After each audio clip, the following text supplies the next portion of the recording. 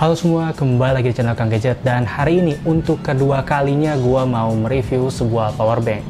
Ya, sebelumnya gue udah pernah nge-review powerbank, yaitu Mi Powerbank sekitar beberapa tahun lalu, dan viewsnya cuma 80-an. Ya, gue akui emang dulu itu videonya masih jelek lah ya, gue akui, karena dulu gue masih belajar juga, dan sekarang gue mencoba lagi untuk mereview sebuah powerbank. Dan ini adalah powerbank yang bakal gue review. By the way, gue beli powerbank ini dengan harga di bawah 100.000, lebih tepatnya itu 89.000 aja. Dan itu gue beli pas lagi flash sale ya, dan siapa tahu sekarang masih ada flash sale juga. Link pembelian gue taruh di deskripsi. Dan apakah dengan harga yang murah ini menjadikan powerbanknya murahan? Oh, tentu tidak bro. Justru menurut gue banyak hal yang bisa menjadi nilai lebih dibanding dengan powerbank sekelasnya, maksudnya di harga di bawah 100.000. Dan apa aja? Mari kita bahas. Nah, dengan harga 89.000 kalian akan mendapatkan beberapa item seperti powerbanknya, lalu ada kabel micro USB, kitab-kitabnya, dan hanya itu aja. Dan menurut gue ini sama aja sih kayak powerbank pada umumnya ya. Dan sekarang kita ke desainnya terlebih dahulu. Menurut gue powerbank ini punya desain yang biasa aja, secara look emang murah banget, begitu pula pas dipegang. Plastiknya kerasa banget, tapi gripnya tuh enak banget karena ada pattern ya di seluruh bodinya. Dan patternnya ini enak banget, kayak gini nih suaranya. Kecuali bagian atas dan bawahnya itu tidak ada patternnya ya, dia dibuat flat. Dan enaknya itu dia bisa diberdirikan, dan ini sangat membantu banget kalau gue lagi bikin video review HP atau apapun gitu yang harus disenderin. Dan soalnya powerbank ini bisa berdiri. Itu hal kecil yang gue suka dari sebuah powerbank. Bisa berdiri. Tapi ada satu hal yang menurut gue tuh menjadi perhatian gue, yaitu tombol powernya. Tombol powernya ini kecil banget dan warnanya hitam juga. Terus kadang gue tuh bolak-balik untuk cari tombol power aja untuk melihat sisa baterai yang ada di atas ini. Dan menurut gue ya hanya itu aja sih. Di bagian depannya ini cukup polos aja, tapi ada tulisan 18W yang lumayan gede yang menandakan bahwa powerbank ini sudah support pengisian cepat 18 watt. Di bagian atasnya ini ada lubang micro USB, lalu ada lubang USB Type-C, lalu ada lubang USB Type-A. Dan juga ada 4 biji lampu indikator baterai. Sebenarnya di bodinya juga ada beberapa tulisan kecil, cuma tuh nggak kelihatan karena ya kehalangan patternnya juga, plus emang tulisannya kecil banget.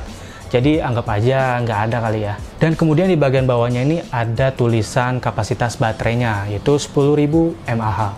Ukurannya nggak begitu gede, ya mirip-mirip kayak powerbank yang pernah gua review dulu, dan ya ukurannya mirip-mirip kayak handphone, cuma mungkin pixel gua sedikit lebih gede. Jadi ini mungkin seperti ukurannya iPhone SI kali ya, SI yang generasi kedua. Ya kira-kira segini lah, tapi tebelnya ya lumayan tebel ini. Walaupun dengan harga yang murah, powerbank ini tuh punya fitur yang lumayan lengkap loh.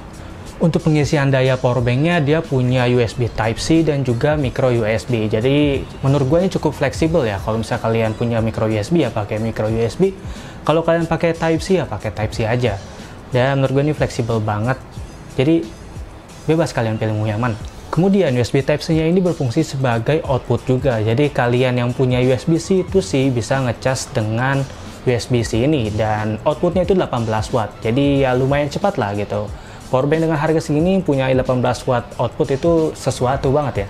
Kemudian ada USB Type-A juga yang dimana dia untuk output aja. Jadi kalau kalian punya USB-C yang ujungnya itu masih Type-A, bisa colokin ke sini juga. Begitu pula kalau kalian punya micro USB terus ujungnya Type-A ya bisa colok juga. Jadi ya ini sebenarnya fitur powerbank lama sih yang kayak gini. Kan sekarang mah C2C biasanya, tapi dia masih menyediakan opsi untuk pakai yang Type-A juga. Dan kemudian ada 4 lampu indikator sisa baterai yang bisa diakses atau dinyalain itu menggunakan tombol power. Jadi ya anggap aja satu lampu itu 25% lah ya. Jadi udah terbilang cukup lah ya fitur-fitur yang ditawarin si Baseus powerbank ini. Jadi menurut gue ya oke lah. Dan untuk beratnya juga sebenarnya biasa aja, nggak begitu berat, dan masih enak di tangan juga berhubung bodinya plastik, jadi menurut gua nggak begitu berat ya. Kesimpulannya, gue dapat powerbank ini dengan harga 89.000 saat flash sale di Tokopedia. Biasanya tuh Baseus sering banget ngasih flash sale harga-harga produknya gitu, dan mungkin kalian bisa pantau terus di Tokopedia. Dan kebetulan gue dapat harga 89.000, menurut gue worth it banget. Dan kalau misalnya pun di atas 100.000 lebih dikit, menurut gue juga masih worth it kok, karena apa yang ditawarin itu udah lumayan lengkap. Dan powerbank ini sudah lebih dari cukup untuk kita yang punya budget mepet tapi pengen powerbank dengan fitur yang lumayan lengkap. Dan menurut gue ini bisa jadi salah satu opsi yang bisa kalian pilih.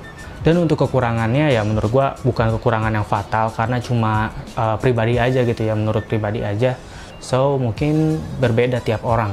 Itu aja review powerbank dari Kang Gadget. Kalau kalian suka, like dan share teman-teman kalian, dan bilang kalau Kang Gadget bikin video. Dan kira-kira review apa lagi ya? Gua belum bisa review yang mahal-mahal sih ya, karena budget gua terbatas juga. Jadi ya gue paling review kayak gini-gini aja kali ya. Dan kalau bisa kalian punya saran atau kritik atau apapun, silahkan tinggalkan di kolom komentar. Atau kalau kalian punya referensi powerbank murah sebagai alternatif ini, silahkan tulis di kolom komentar. Gue bakal pin itu ya, atau gue like nanti biar teman-teman yang lain bisa baca juga. Ingat, link pemulihan gue taruh di deskripsi, dan sampai bertemu lagi di video selanjutnya. Bye!